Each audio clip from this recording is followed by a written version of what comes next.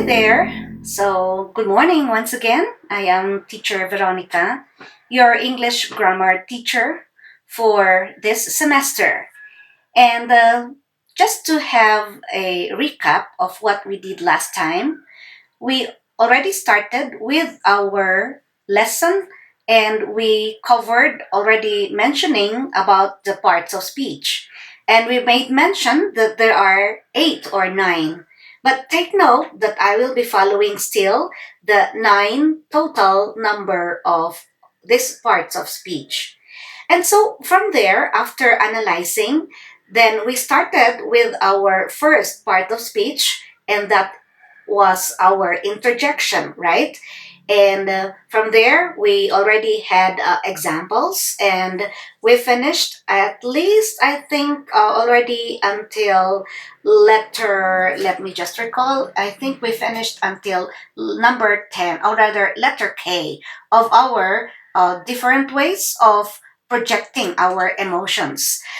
Because when we say interjection, we are trying to project a strong feeling, and thereby we really need to show it by a change of our facial expression as well as your voice, right? So after finishing all those examples, I need you also to practice them. I want you to practice them because on our first meeting in class, you will deliver those sentences in front, and I will just pick anyone. But that is not all that you're going to deliver in class. That's why for today, we are going to continue with our remaining interjections. But for now, let's move on to not only words, which are just expressions. Let's try to have also sentences after which. Okay, maybe we can have word interjections, after that noun phrase, and then we also have some interjections that will be used to express what you call disbelief or uncertainty. So from here, we are now moving on to our word interjections. Okay.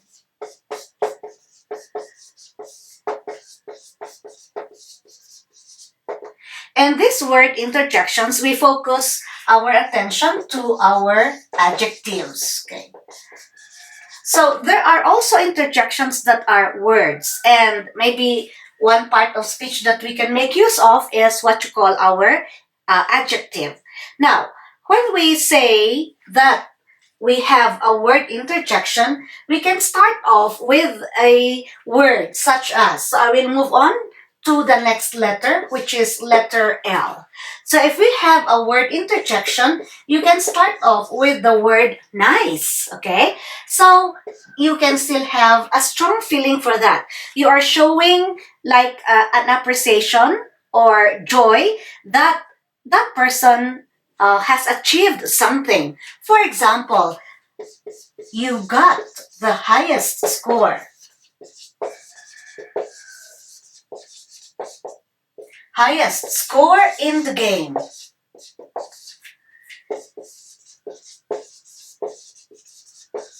Okay, so in here, you are now using a word which is an adjective as a form of interjection. So how will you say that? How will you project that?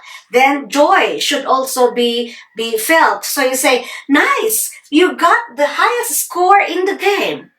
I'm pretty sure many of you are playing games on your mobile phones. And when you have achieved something, of course, there is that joy. And somebody will show appreciation that, or somebody will show that he or she is happy about your very high score. So that is to be projected by using a word interjection. So apart from this, we also have our next word. Maybe you can say, okay, this word sweet. I got an iPhone for my birthday. Okay.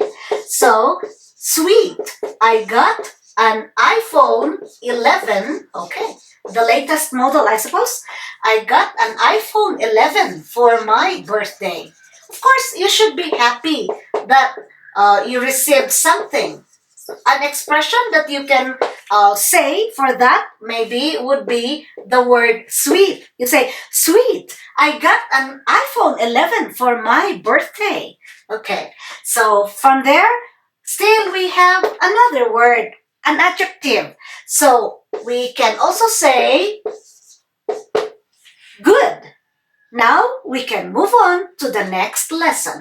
Maybe I am the one saying that because we already had finished a certain topic, or you had shown a very good, rather, or you had given me a very good answer, and now I would say good. Now we can move on to the next lesson. Okay. Now we can move on to the next lesson. Okay. There you go. So these are just examples of word interjections using adjectives like nice, and then sweet, and then good. Okay. So these are what you call word interjections. What if we also have a phrase, which we call it as noun phrase? Okay. Noun phrase, these are just group of words that you would like to say for, to a person. Maybe, like for example, if M.N.O. Okay.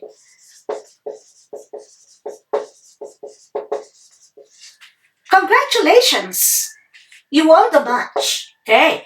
So, congratulations, you won the match. Okay. Showing happiness again. So there should be a change in your tone. Just say, congratulations, you won the match. Okay. M.N.O. And then also we can say, if you have met someone maybe just today, because maybe you know him or you know her, but then you haven't met for a while, for a long time, then you would say, hi, how are you? Okay, so that is like feeling of happiness. So you would say, hi, how are you? Okay. There. So this is how you're going to change your voice when you will say these words. Now, let's have also other ways of expressing your feelings. So maybe we can have an interjection expressing uncertainty, meaning you are not certain of something, or maybe you don't believe that something has happened. So you will have different ways again how to say that. So now let's go to feelings of uncertainty. Okay. So from here we have a feeling of uncertainty. Okay.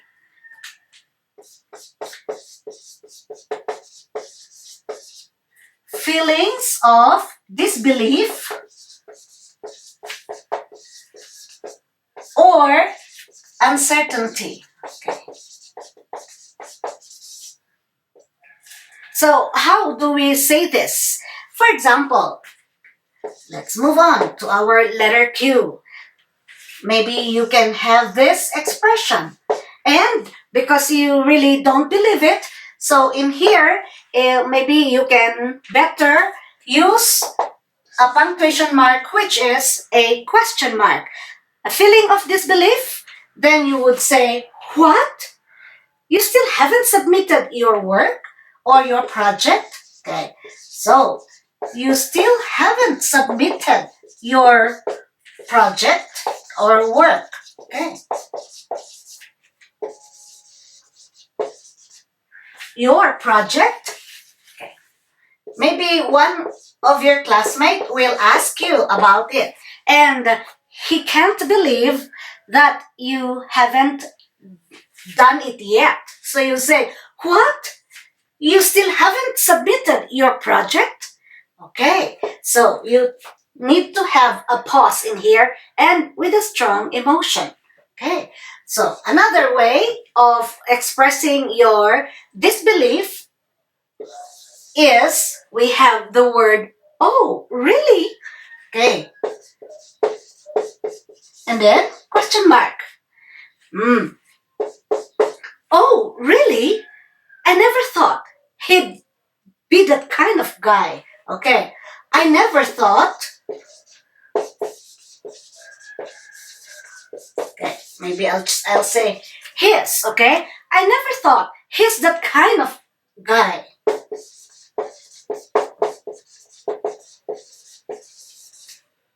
That kind of guy. There. He apostrophe s would mean it is a contraction of your he is. Okay. So you would say, oh really? I never thought he's that kind of guy. See? That's how you're going to express this belief. Okay. So that is one way. Again. So let's just have a review or recap. So you will say, what? You still haven't finished your project? Okay. Oh, really? I never thought he's that kind of guy. There. So the last one that you can also project is what you call interjections with weaker emotions. Okay. So let's have weaker emotions this time. Okay. So if you would like to convey or project weaker emotions, then what do we use? For now, we make use of our comma. So the last set are S. And then we have our sentence, which is, I will try to write it first. You copy so that at least it would be easier for us to read after. Okay. Then after that, we can also have another expression, this one, and then you come in with your sentence. Okay.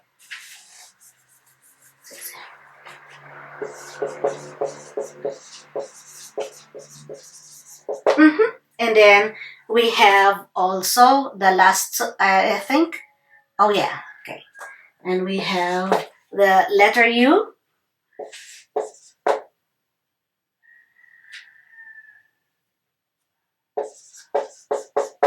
Oh, well, what's done is done. Okay. What's done is done.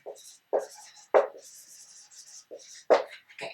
And then, second to the last, we have and then comma.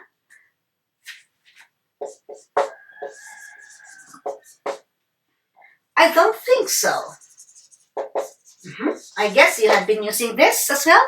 And then the last expression or last sentence would be almost synonymous with the first one. You say, your house always, okay, your house always smells like fresh brewed coffee.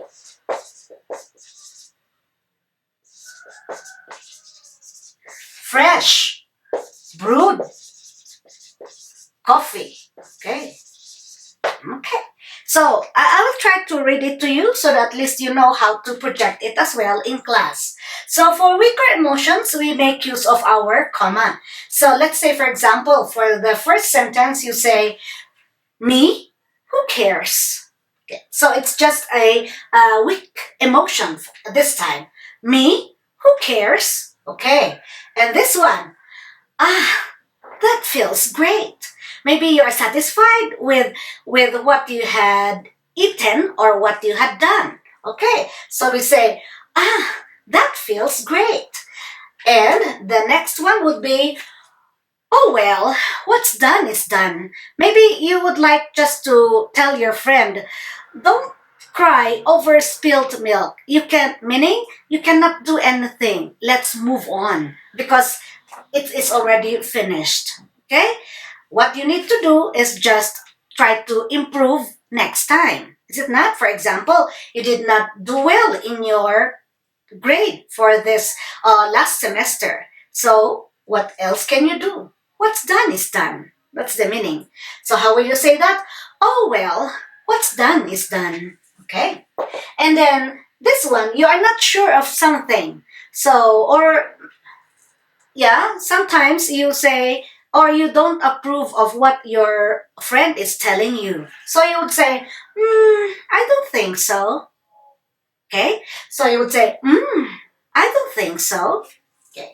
So this one, oh, you are really, you like the smell that you are smelling right at this moment. So when you enter the house of someone else, you say, your house always smells like fresh brewed coffee. Okay? Maybe you visited a house of your friend, and that would be your first impression. Your house always smells like fresh brewed coffee. Okay, so from here we ended until letter X. So from letter A until letter X, you are going now to practice saying that. But of course, you can have other ways of projecting it. But so long as you will be able to show that if it's a strong emotion, then we should be able to feel it, right? And if it is like a weaker emotion, then there is a change in your voice. For strong emotions, then you try to make your voice louder. And of course, the way you are going to say your sentence should be at least as natural as it can be. Okay, so there, we finished already our first part of speech. So your homework then would be, for now, it's time for you to practice. So next time that I will meet you, we are now ready. You should be ready to deliver all the sentences from letter A until letter X. Okay? So now, I'll give you at least a minute again to copy the sentences for the last time, okay?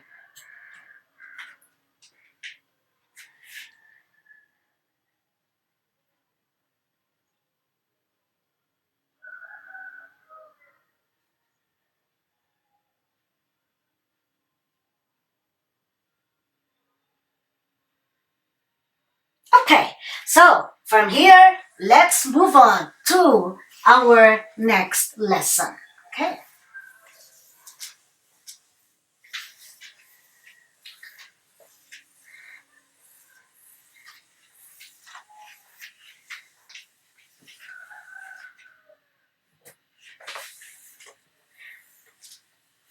So from our sentence analysis, yes, last time for our lesson number 1, we analyzed a sentence and we already had seen that the first word that we had analyzed was on interjection, and third, and fourth, I suppose, was on noun, and then we went on with our pronoun and also with our adjective.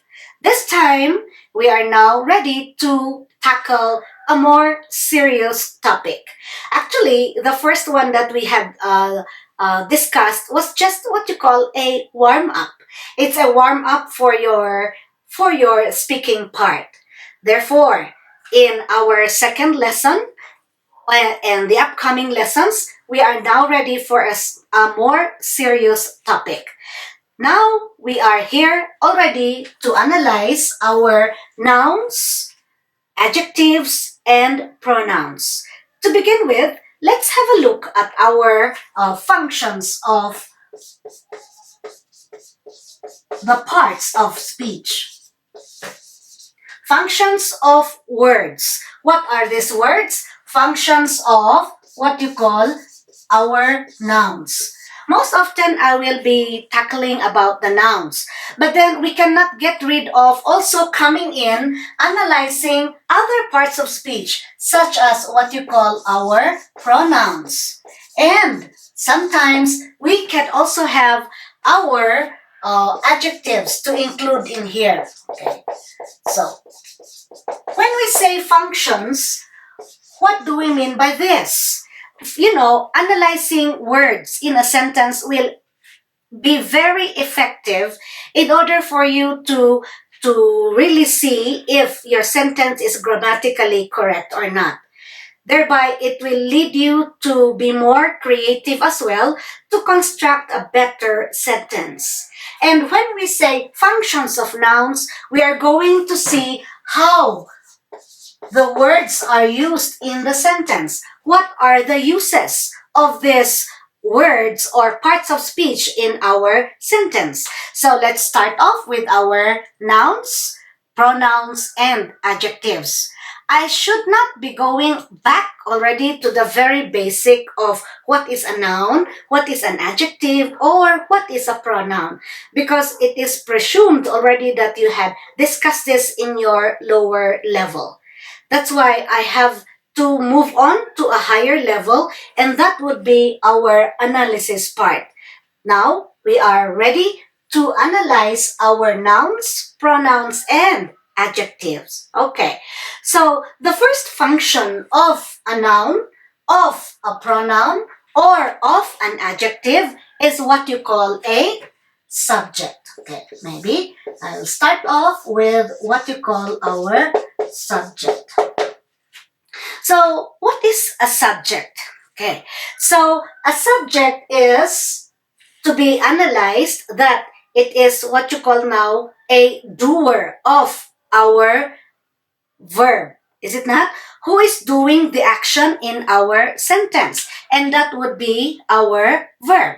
So, or rather our noun or our pronoun or our adjective. So, from here, we are going now to see what is our subject. Maybe it's good for me to at least start off by giving you some sentences. And let's try to see how they are used. Okay. Is touchable taking out the garbage?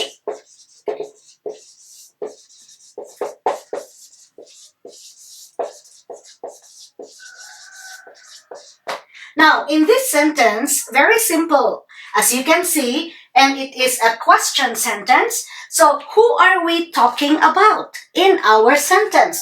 Who is being talked about? So, it is no other than touchable. So, this touchable is what you call our doer of our action. So we can now say that a subject is the doer of the action. And what is the action verb or action word that we used in our sentence? It is no other than taking. So this is our verb, in other words, and it is our action word.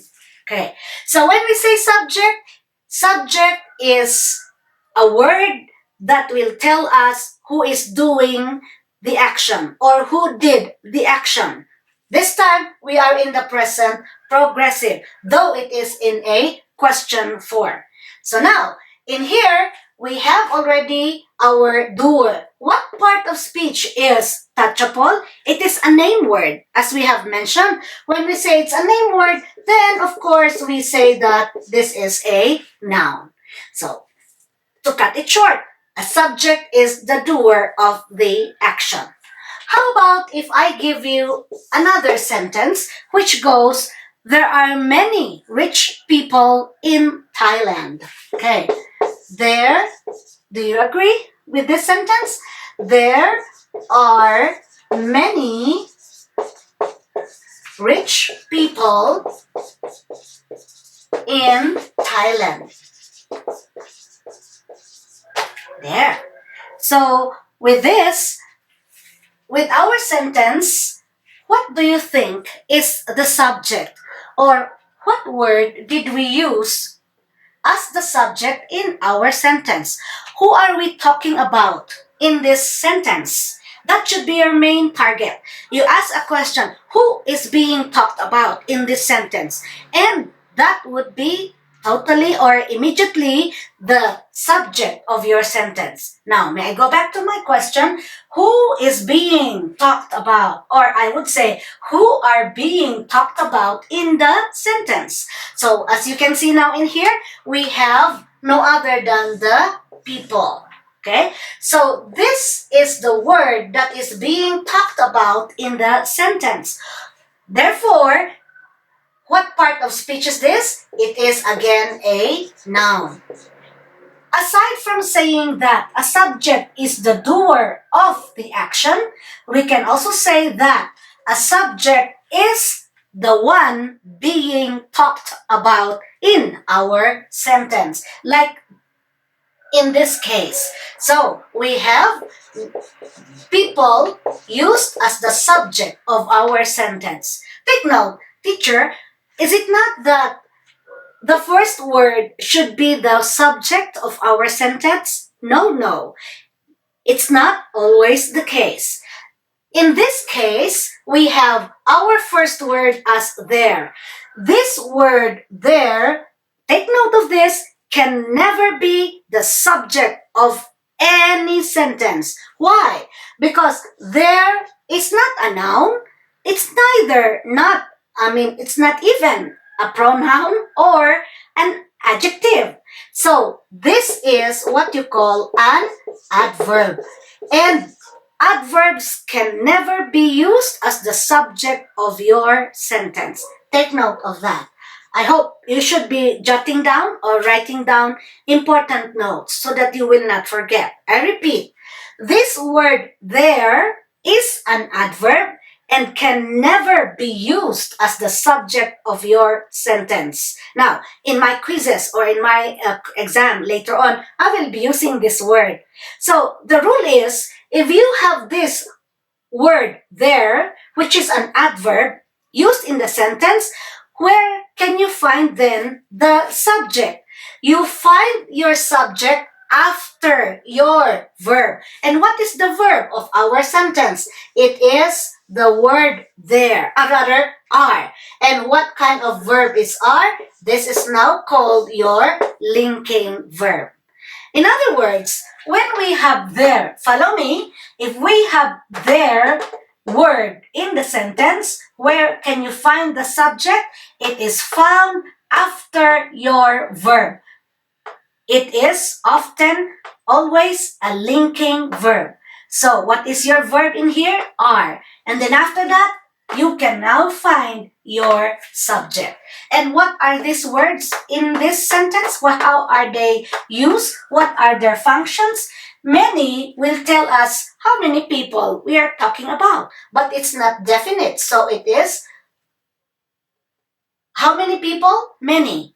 What kind of people? Rich people. So these are what you call adjectives in our sentence. But who is being talked about? Who are we talking about? No other than the people. So therefore, this is used as our subject. Okay.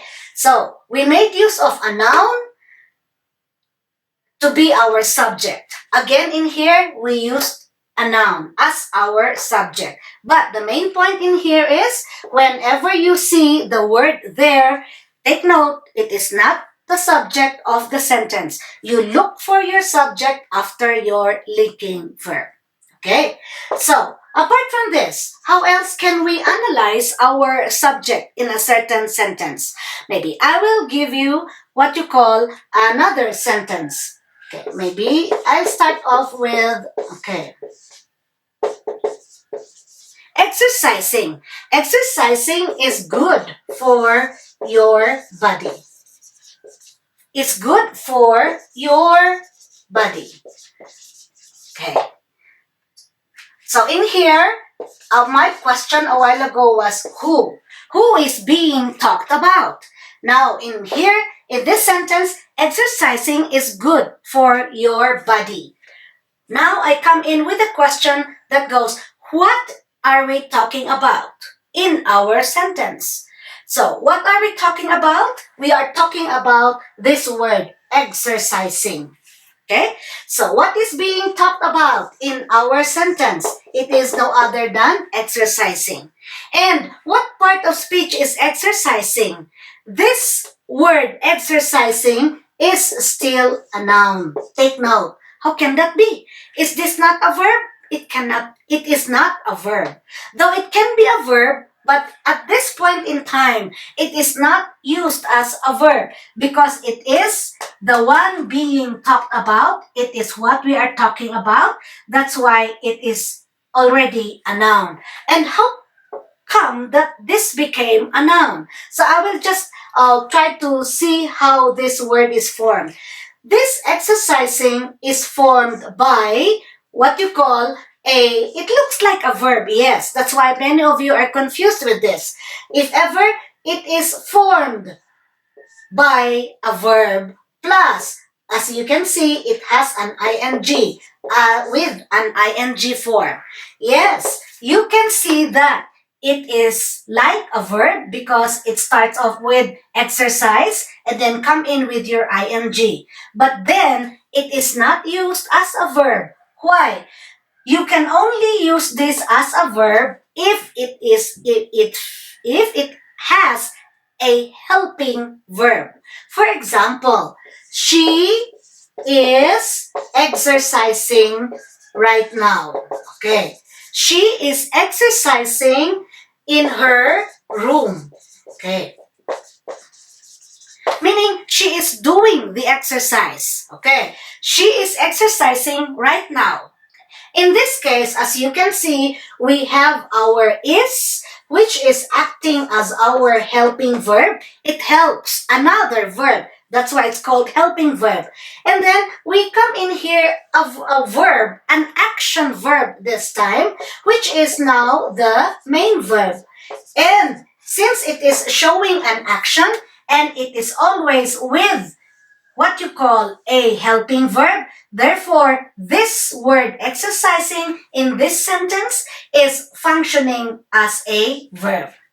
But let's look at this. Exercising is good for your body. My question a while ago was, what are we talking about? We are talking about exercising.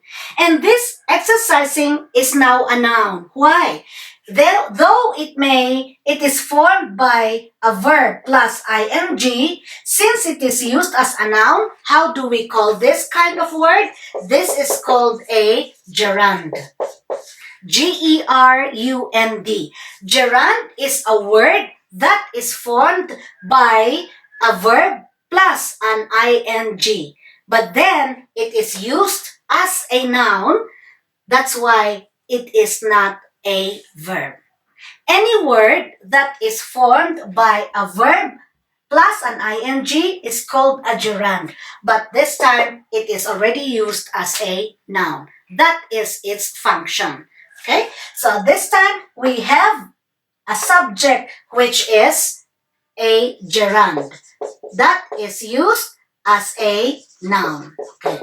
So our subject in this case is already a gerund, which is a noun. Take note, gerunds are used as nouns in any sentence. This kind of sentence, you can say that this is now the present progressive form of the verb.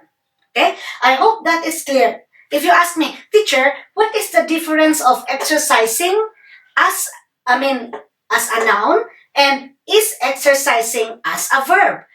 Well, it's just a matter of how you are going to use it. And gerund is used as a subject. And as you can see, I did not use a helping verb before it, right? It is automatically just used alone. But in here, it is always with a helping verb. That's why if you see that it is with a helping verb, then that is a verb. If it is without a helping verb, that is already a noun, which is called a gerund. Is that clear? So I hope you know already how to identify the subjects of a sentence. But in here, I tackled on what part of speech we used the noun as the subject of our sentence. So we had 3 sentences for noun subjects. Now, let's look at other parts of speech. Aside from a noun used as the subject, what else can we use? We try to use also our pronoun. Okay, so may I erase it now? Let's move on to another part of speech that is used as the subject, which is no other than our pronoun. Okay. So, Number 2. Take note, we are still on the first function. Okay. We have different functions actually of words in our sentence. A word or any part of speech, for that matter, has its own function. But this time we have the first function of a word, of a part of speech, which is the subject. But there are only limited parts of speech used as the subject. Now, I will try again to write the first function, which is the subject. A while ago, I started with a noun. Okay. And after the noun, let's move on to our number 2. Is it? Okay. Number 2 part of speech is our pronoun. A pronoun can also be used as the subject of our sentence. And there are many kinds of pronouns. Remember, we have the subject pronoun. But an object pronoun can never be used as our subject. So, in here, we have our pronouns such as to be used as the subject, which is no other than, just to review you again, we have I, first person singular, second person singular, and plural. But this is always plural in number. We have you, and then we also have he, we have she, and we have it. These are the singular form. How about the plural form of it? Then we can have we for this one, for the first person, and then you for the plural form. And what is the plural form of he, she, it? Then we have they. These are what you call now our subject pronouns. But then, we can also have other pronouns that can be used as the subject. And we are going to see what are these. Let's take, for example, we have a sentence. I will continue with our sentence a while ago. I ended with number 3. Now I move on to number 4. I would like to give you again a question sentence that starts with, do you have any money? Okay. Again, we do not only tackle declarative sentences. You should know that there are many kinds of sentences. We have declarative, interrogative, we also have question sentence, and we also have imperative sentences. So in here, I am making use of a question sentence because I would like you to see that it's not always the case that the first word is the subject of your sentence. It is not always the case. So in this case, we have a question sentence. And in here, the question would be, who is being talked about? That is again your question in here. Who is being talked about in our sentence? And what would be the answer? It is no other than the word you. Okay. So this is the person or the one being talked about. But we did not make use of a specific name. We substituted the specific name to another word. And this is now our you. How did we identify this again last time? If we have a word that will substitute a noun, how do you call this? This is what you call now a pronoun. Okay. And what is the use or what is the function of this pronoun in our subject?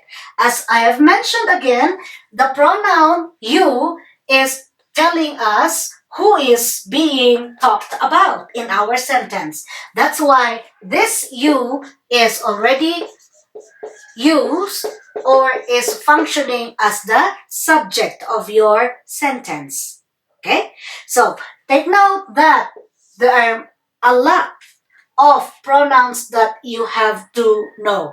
And of course, by this time, you should already know this by heart. Is it not? It's automatic in your mind that you know these are what you call, this is a pronoun, and these are what you call subject pronouns. When we say subject pronouns, these are the only pronouns that you can use as the subject of your sentence. Take note of that. Okay. How about if I have a word which is, I would say number 5. Okay. Do you have any money? What if we also have our sentence that goes, that is my personal stuff. Okay, that is my personal stuff. When we say stuff, we are referring to your belongings or your things. Okay, so now that is my personal stuff. Maybe you're telling that to your friend. Do not touch that because that is my personal stuff. What are we talking about? Your question here would be the question what?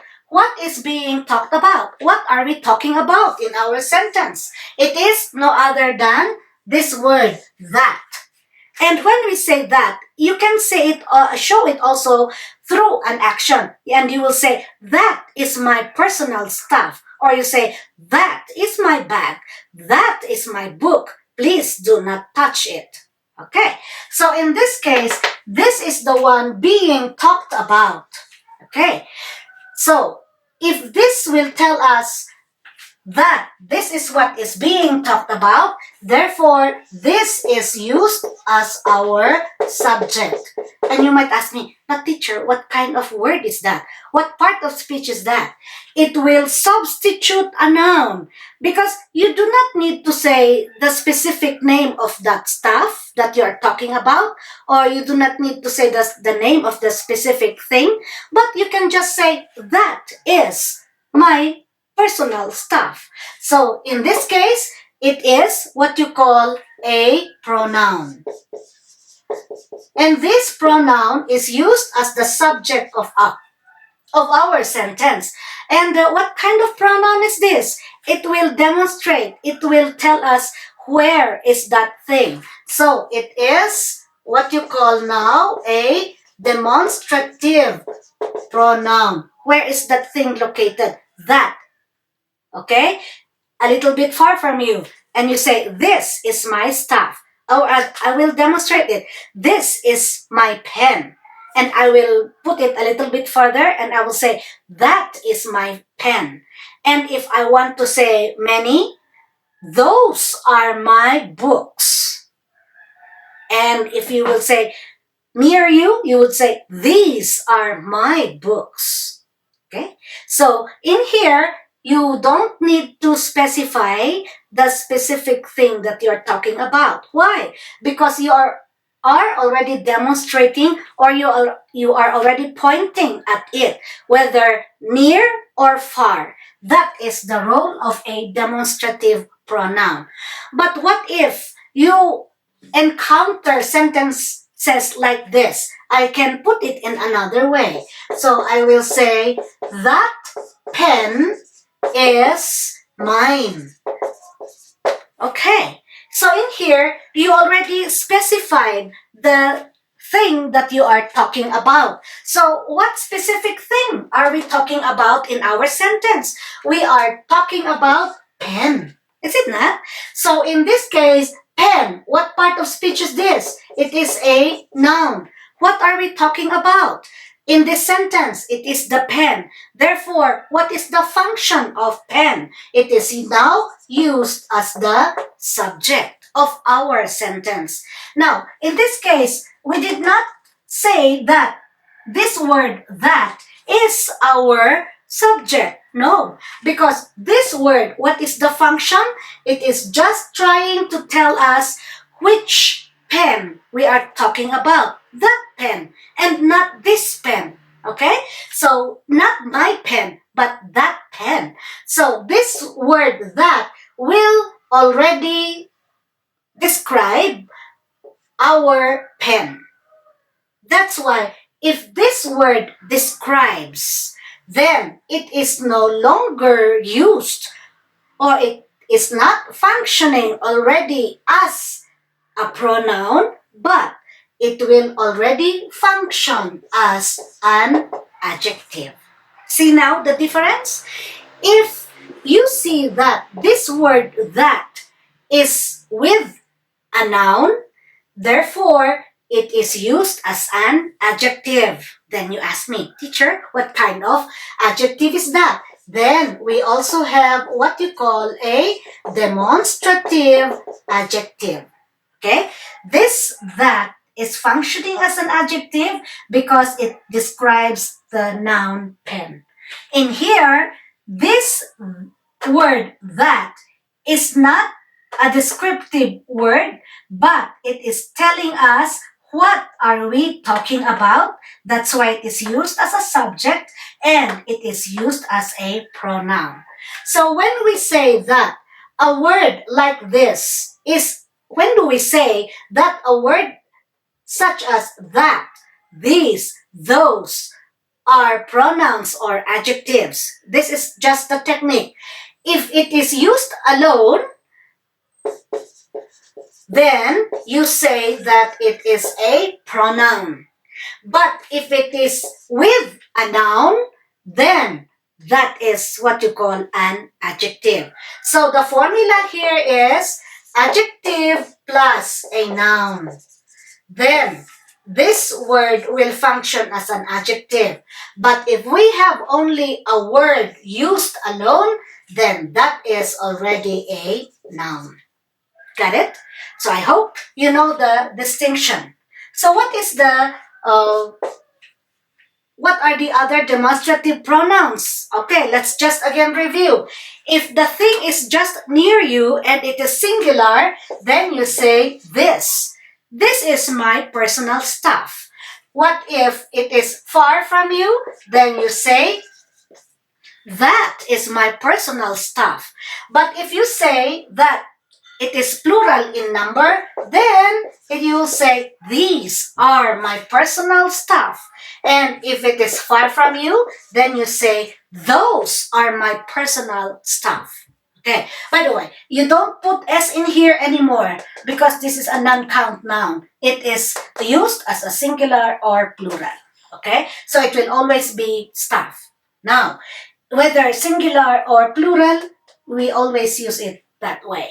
Okay, so I hope you know that these words are either used as adjectives or pronouns. Pronouns if it is used alone. Adjective if it is accompanied or it is always with a noun.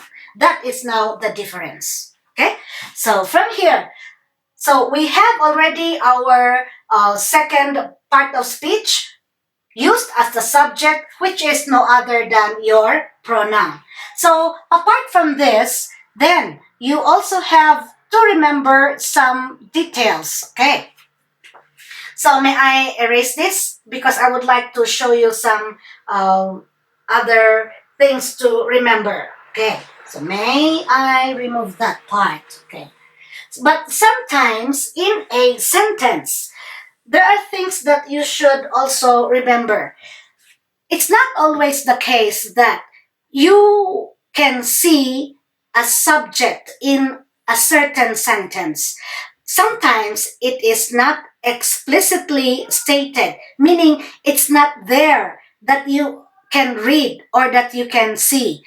Why? Because we have subjects that you call implied subjects. Okay, may I erase this first? I think it would be better if I remove it, right?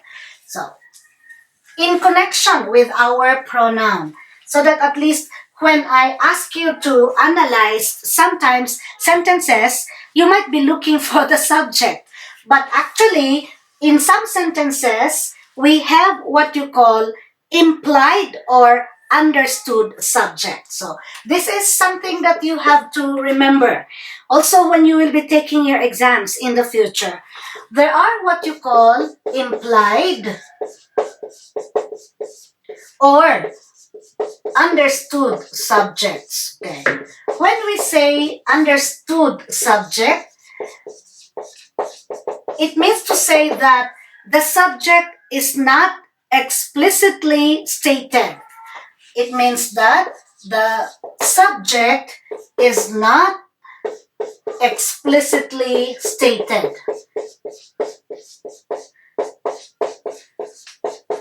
It means to say that you don't see right there and there the subject of the sentence. And again, if I may repeat, when we say not explicitly stated, it means therefore that it is not directly mentioned. That is the meaning of explicitly stated. Not explicitly stated. So when do we see these kinds of understood subjects? These are seen when we have what you call an imperative sentence. An imperative sentence is sometimes called a command sentence when you give instructions or when you give a command. So, this is a command sentence. What are these sentences then? When you ask someone to do something for you, then that is a command. Directly saying what you want that person to do. For example, you would like to ask that person to do something. Therefore, you say, close the door. Okay. This is an example of an imperative sentence.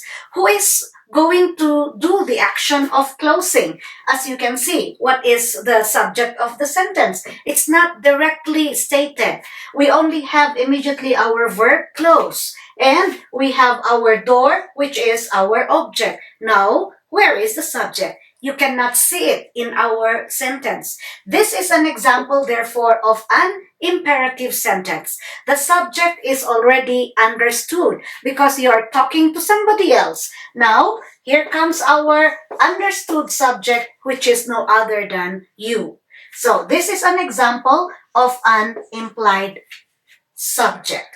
So, you can say, close the door or sit down. Okay? So this is another sentence. Who is being asked to do the action of sitting down? It is no other than the person whom you are talking to. That's why the implied subject again in here is you, which is now what you call a pronoun. So, aside from the noun, which can be used as the subject of our sentence, we also have our pronoun. There are so many kinds of pronouns that we already had mentioned. They are the subject pronouns, also the demonstrative pronouns, and now here comes our implied subject that you should know, wherein it is not directly stated. Okay, so aside from our pronoun, which is used as our subject, we can also use another part of speech, which is what you call an adjective. So, there are three parts of speech that can be used or function as a subject. Thirdly, we have our adjective. So, if we have a sentence that goes, the rich, okay? So, we will say, the rich should help the poor. The rich should help the poor. In this sentence, who are we talking about? We are talking about the rich. But looking at this rich per se, automatically you can tell me that, oh, that is an adjective. Yes, it is an adjective. Surely, it is an adjective. But how is it used? It is used in here as a noun. Why? Because it is used as the subject of our sentence. But why is it that this is also possible? We have what you call our ellipses. Or when we say ellipses, this is the shortened form of a noun phrase. So if I may write, so we have what you call an ellipsis. Okay. Ellipsis is the shortened form of a noun phrase. Noun phrase is just a group of words normally used as the subject of our sentence. What is the complete phrase of our sentence in here? Let's make it longer and more complete. We say the rich. Who are these rich? Of course, we are talking about the rich people. Okay? The rich people should help the poor. Should help the poor. Yeah, this sentence are both correct. But then we try to see to it that we at times can make it shorter. So in this case, let's look at this one. The rich people should help the poor. Yes, who are we talking about? We are talking about the people in here. So in here, we use people as the subject. What part of speech? This is a noun. And what is the function of rich? This is describing what kind of people we are talking about. So in this case, the subject is a noun. But there are times when we have what you call our ellipses. When we say ellipses, we try to shorten a noun phrase. What is the complete noun phrase in here?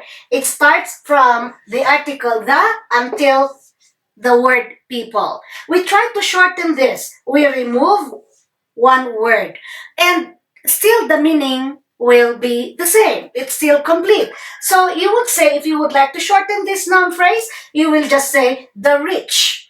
The rich is already representing, meaning the people. Okay? So we say the rich should help the poor. In this case, this is still a complete sentence. But what is the subject of our sentence? It is no other than the rich. Yes, it is an adjective, but it is being used as a noun because it is already our subject. Who are we talking about? We are talking about the rich, in particular, the rich people.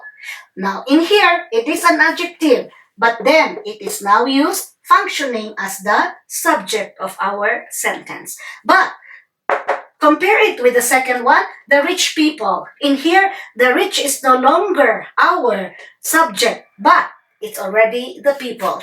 What is the function of rich? It is just used as an adjective, not as a subject, unlike in our first sentence. Okay, so this is how an adjective is used as the subject of our sentence. Take note of the ellipses. It is just what you call a shortened form of our noun phrase. Let's take another example aside from the first one. Let's say we have another sentence that goes, the old and the young. Okay. Another, the old and the young. Okay. The old and the young were evacuated yesterday. Okay. Were evacuated. Okay. From the palace, for example, or from the building. Okay. In here, who are we referring to? Who are we talking about? So we are talking about the old. Another, we are talking about the young. And who are these? These are what you call maybe men, right? Maybe we can say that the complete noun phrase is the old men. So this is what this the old is referring to. And then we have and the young. Who are these young? Maybe we are referring to the complete noun phrase, the young children. Okay, so this one is the complete noun phrase, whereas this one is the ellipsis. But then we in here, what is the subject of the sentence? It is no other than old, which is now an adjective. What is the function? It is the subject. In here, again, the young, who is referred to as the young? The children. And this young is used as our subject. What part of speech did we use as the subject? It is no other than an adjective. Okay, again, this is what you call an example of an ellipsis. Young is an adjective used as the subject. Old is an adjective used as the subject. But if we were to have the sentence like this, of course, the subject will change. In here, the subject is men. In here, the subject is children. So, as you can see, we already have analyzed 3 parts of speech used as the subject of your sentence. We have firstly the noun, secondly we have the pronoun, and then last we have the adjective. So these are the 3 words that you can use as the subject of your sentence. Okay, so we reach until the first function of a part of speech, which is what you call now the subject. So I am going to end our lesson or our discussion in here, but at least you should know that we are already moving on to a more complicated discussion. That's why you have really to participate or go back again to whatever topic you did not understand. So, in summary, before I end, take note. We already had finished our interjections. What are you going to do now? Practice the sentences that I had given you from A until the last sentence, which is X. Oh, but maybe I missed one sentence that I did not give a while back. So may I just give the last or the missed sentence, which is the W for the interjection. I guess I missed the sentence where we have an interjection that is well. Okay, well, and then what did your mom say? Okay, so this is the missed sentence in the interjection part. Well, what did your mom say? That is how you're going to deliver that before you go to the last sentence that I gave you. Okay, so that is for our interjection practice. That is now your long homework. And then, after which, you are now going to go back again to our first analysis of the functions of our nouns, pronouns, and adjectives. And next meeting, I will really move fast until I will be able to finish and get ready for your writing homework. Okay? So again, this is Ajan Veronica. Bye for now. I'll see you again for our third lesson.